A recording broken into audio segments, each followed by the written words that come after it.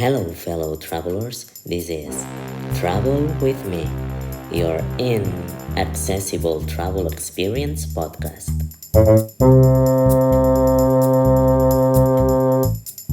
If you enjoy the show and would like to be a part of it by sharing about your cities or telling us your accessibility horror stories, you can visit us at travelwithme.com or at TabiFolk, your accessible travel community. And now, without further ado, welcome aboard and get ready to take off.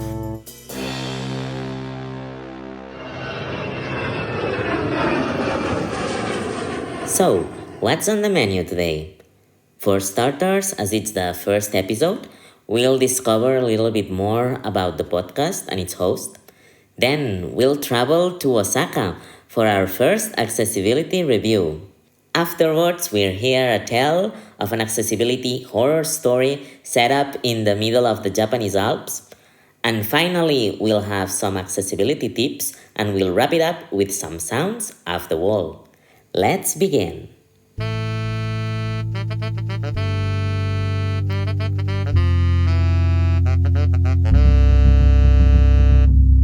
Have you ever wanted to travel, but you never really ventured far away from home, worried about your disability or some accessibility issues that may arise? Did you always want to make that great touristic experience more accessible to everyone? Have you ever wondered how's accessibility in other parts of the world? Hopefully, this podcast will give you all some answers. Travel with me, it's not travel, it's difficult to explain actually. It's not travel as in a trip or as in a journey, it's travel as in issues. Travel with me. Why? Because every time that I travel with my wheelchair, there are problems usually. So it's a little bit a play on words. And the idea behind the podcast is to share mine and other disabled travelers' experiences so that the next time that you decide to go on a trip, you will have an easier time planning, as we all know that when you are preparing for a trip with any kind of disability involved, well, planning can take a lot of time. I'd say that about 10 times more sometimes. I don't want to discourage anyone actually, but the opposite. Traveling is fantastic, so hopefully with Travel with me, we will have some fun, you'll learn a bit about accessibility, and maybe your next trip will have a little bit less trouble. So now that we know a little bit more about the podcast, it's time to know more about its host. What I'm going to do is I'm going to answer the same questions that our future special guests will answer. Okay, so let's start. Name, I'm Joan Pahisa. Where are you from? I'm from Barcelona. What do you do? Well, I'm an accessibility expert and consultant. I'm an aspiring writer and, as you can see, a rookie podcast host. My social media description. Okay, I'm going to read the one that I've got on Instagram. Accessibility expert, writer, and arts enthusiast. Glance Up documentary, Jo Comunico app, podcast host, and more. Pics of my trips to Japan. I'll expand on all this a little bit later on. So now, time for the fast travel quiz questions. Okay, let's begin. Number of countries that you've visited. I had to count a little bit. 18 countries. Number of continents that you've been to. 4. Number of countries that you've lived in. Also 4.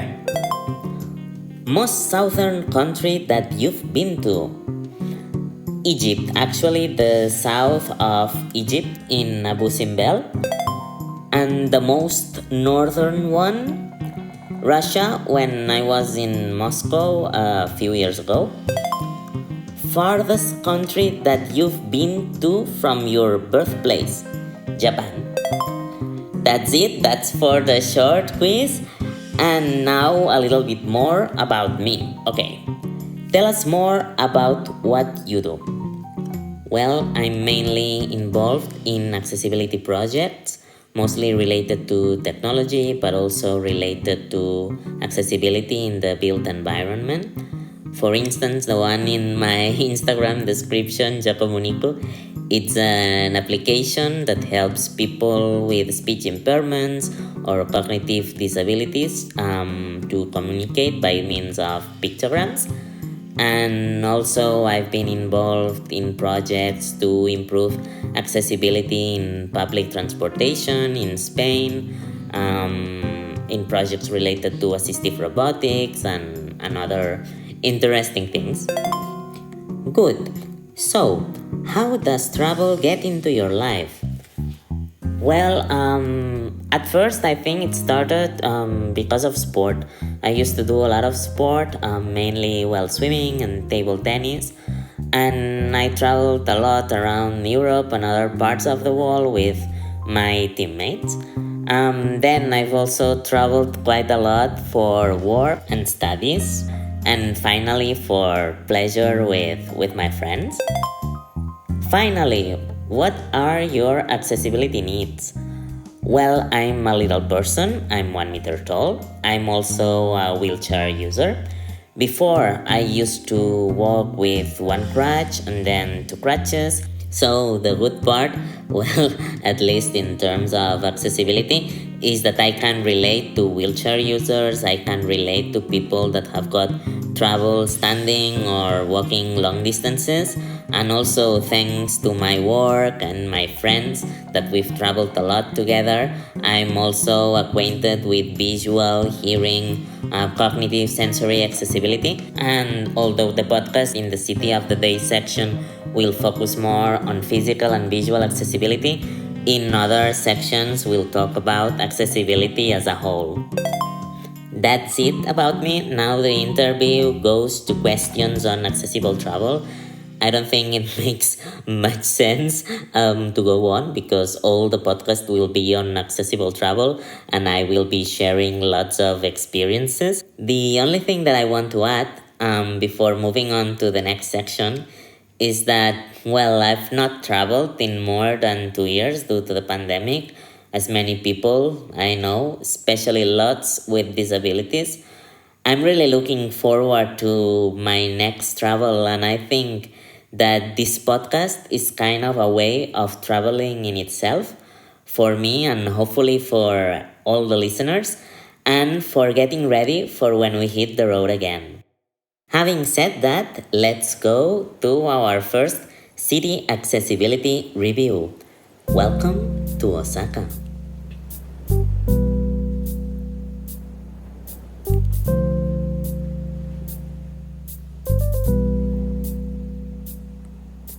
Osaka is the second largest metropolitan area in Japan, with more than 20 million people. It's also a bustling city that blends old and new in a chaotically charming way. It is also known for its tasty and affordable cuisine and for its steampunk vibes around Dotonbori Canal and Shinsekai district. Actually, is where the original Blade Runner movie was filmed.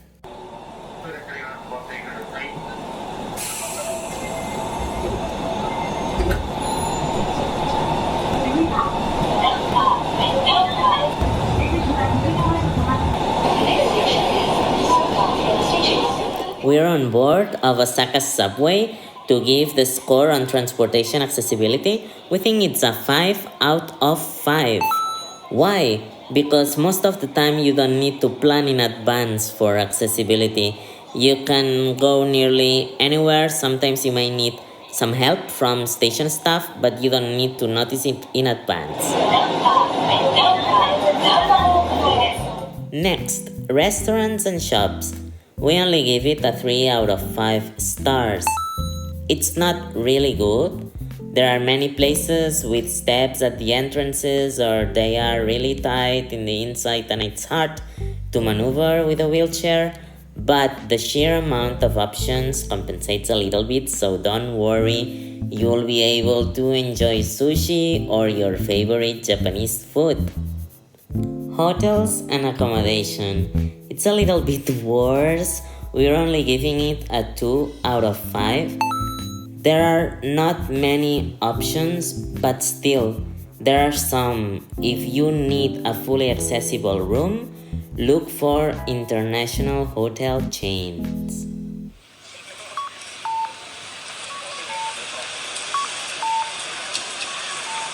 Let's get back on the bright side. We are hearing Osaka's traffic lights.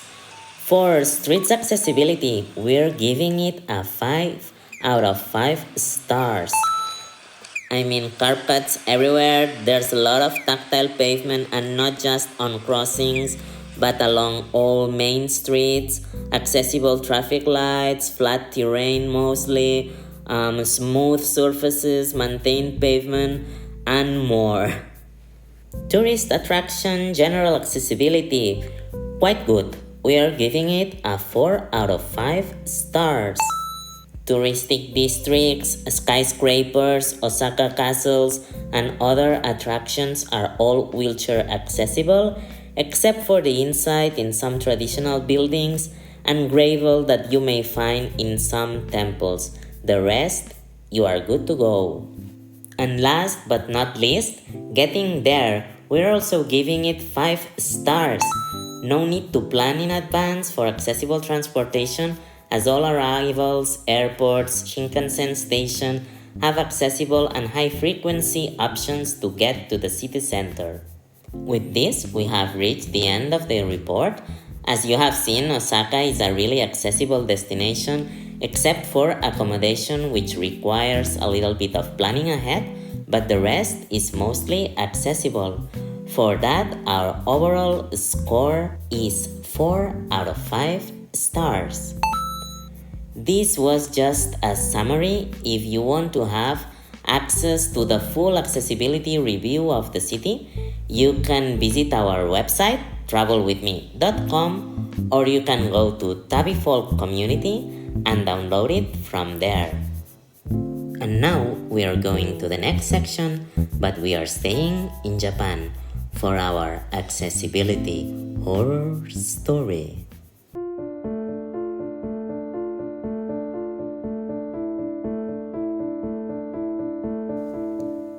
We are in the middle of the Japanese Alps, in the town of Tsumago, a small village frozen in time, nearly kept as in between the 17th and the 19th centuries.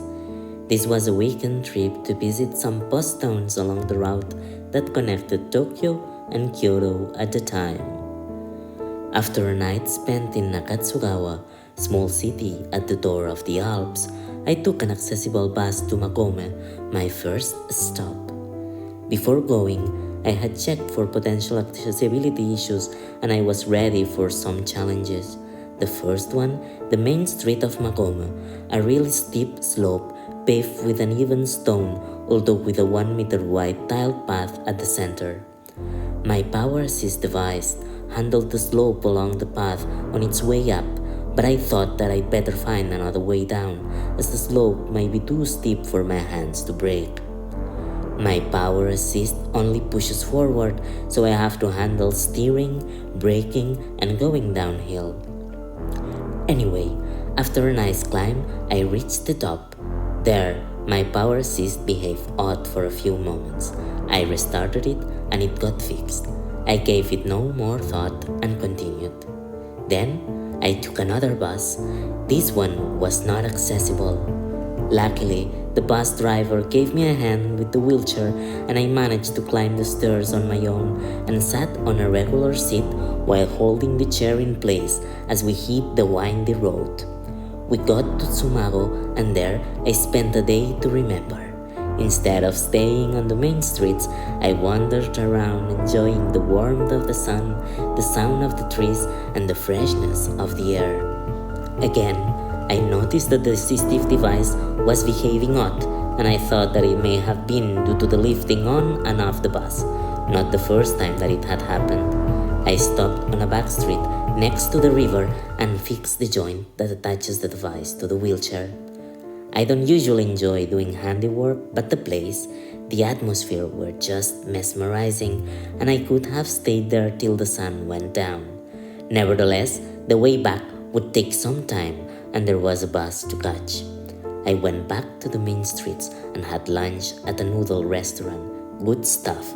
After lunch, though, my wheelchair stopped working at all. I restarted it once, twice, thrice, many times. I started breathing and looking at my surroundings, realizing that I was far from home. I started pushing towards the bus stop despite my arms not being ready for it. In my case, the power assist is not just an assist, but it's actually the power. Now it was just dead weight. About 50 meters flat and the rest downhill, I got to the bus, got a hand from the driver, and climbed the stairs again, although way slower this time as my joints were feeling really achy. As the bus rode off, my head started racing. Rather than worried about the current situation, which was already pretty complicated, I worried about the future, meaning how would I be able to keep living in Japan without being able to move around? How would I go to the grocery store, or even more, how would I go to my language school, as I could not miss more than 10 days without losing my visa and the ability to keep living in the country along with it? We got to Magome. I couldn't face the steep street to go back to the other bus, so I took the road surrounding the village, still downhill, actually the only way that I could manage, without my power assist, but milder. On the way down, I was really hailing for every single curb cut that allowed me to cross smaller streets and keep on the sidewalk. After a 20-minute descent and a never-ending 50-meter flat terrain, I reached the bus stop. After getting to Nakatsugawa, there was still the 200 meters to the hotel. It took me 30 minutes. The 100 meters slightly uphill way to the convenience store to get dinner, 30 minutes more. And then the way back, though that was just 5 minutes. Downhill, remember? Finally, I took some painkillers and I slept. The next day, I had to visit more post towns, but I called it quits. I did the return trip to Osaka, another odyssey. 30 more minutes painfully wheeling to the Nakatsugawa station, a transfer in Nagoya, and another one to the subway in Osaka, more than 1 kilometer in total, though friendly station staff members pushed me all the way and literally saved my ass and my arms, and the final flat stretch to my apartment. So, how did it all end? During my stay in Japan, I had made some friends at a local association for people with disabilities. I called them, and after explaining them my problem, one gracefully lent me his older power wheelchair. He was also 1 meter tall, so the fit was nearly perfect, otherwise it would have been another nightmare. In a week time, I managed to get a spare part from my power assist company. The issue was not with the device, but with the connection to it. In the meantime, I learned some cool tricks with the power wheelchair that I later applied to my power assist driving skills. But anyway, that's another story.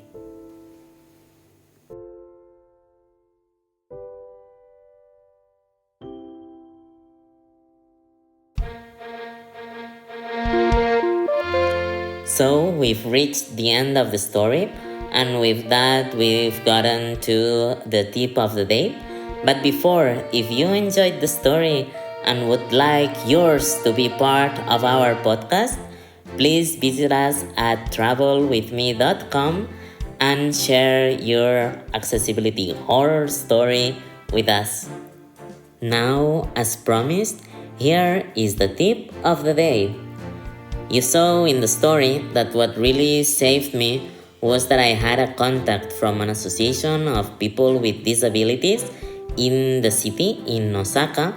So our tip for today is that when you have to go on a trip to another country or even to another city, it's important to have the contact from a local association of people with disabilities, or maybe of some locals that may know where to get spare parts or where to rent a device. And you're going to say, okay, so where do we find these associations or these people? In some countries it's easier, but in some others information is scarce and it may be difficult. So a good way is to go to TabiFolk, the accessible travel community, enter its forums and ask there before a trip, and you will get to meet people from other countries, or they will be able to point you out to one of their associations. With this, we have nearly reached, I don't know how to talk anymore. We have nearly reached the end of the program. We're really looking forward to hear from you. We want to know how's the accessibility in your cities. We want to hear about your accessibility horror stories and more. And where can you do so? At travelwithme.com or at TabiFolk. Travel as in issues, problems, not as in travel, okay, not as in a trip or a journey. And what journeys will we have in store in our next episode? We are going to go to New York and we'll have two new sections. Today's attraction, where we'll go to the Niagara Falls and we'll hear some accessibility news, where we'll learn some pretty cool stuff from Minnesota and also from Australia. And of course, we'll have another accessibility horror story and some more tips to make our journeys easier.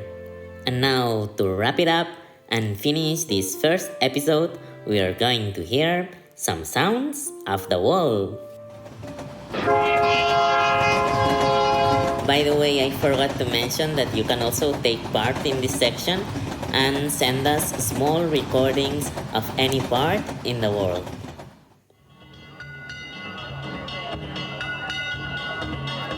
So what's the first sound for today? Actually, this is Osaka. It's the Tenjin Matsuri, which is one of the 3 most important festivals in Japan. This is one of its parades.